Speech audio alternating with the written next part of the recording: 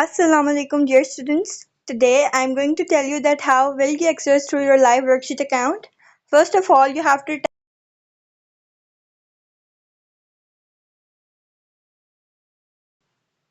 now you have to click on these three dashes, enter as a student.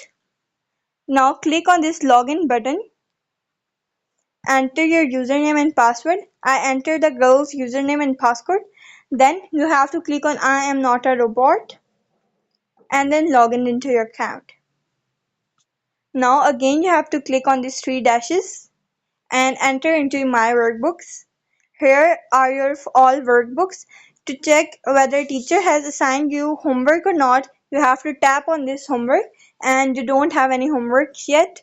So again, if your any life worksheet is incomplete, you have to, for example of science, you have to tap on the workbook. Now here your all worksheets are there. This girl she has done her all worksheets except for this one. You need to click on it and solve this worksheet and then enter finish. Thank you.